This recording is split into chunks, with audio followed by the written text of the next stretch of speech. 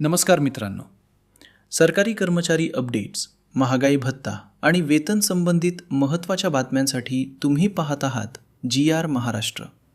आजची मोठी आणि चर्चेतील बातमी आहे, जानेवारीपासून महागाई भत्ता 60% होणार का?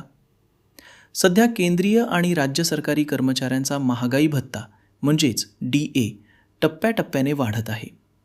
वाढत्या महागाईमुळे कर्मचाऱ्यांना दिलासा देण्यासाठी सरकारकडून दरवर्षी 2 वेळा DA वाढ दिली जाते. आता येणाऱ्या अपडेटनुसार जानेवारीपासून महागाई भत्ता 60% जाण्याची शक्यता व्यक्त केली जात आहे. महागाई निर्देशांक म्हणजेच AICPI इंडेक्सच्या आकडेवारीवर आधारित DA ठरवला जातो.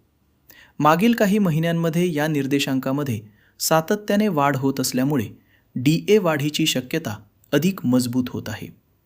जर हा 60% आकडा गाठला तर सरकारी कर्मचाऱ्यांच्या पगारामध्ये चांगली वाढ दिसून येईल. तसेच निवृत्त कर्मचाऱ्यांच्या पेन्शनमध्येही वाढ होणार आहे. तथापि ही वाढ अधिकृतपणे लागू होण्यासाठी केंद्र सरकारकडून अंतिम मंजुरी आवश्यक असते. साधारणतः जानेवारी आणि जुलै महिन्यात DA वाढ जाहीर केली जाते.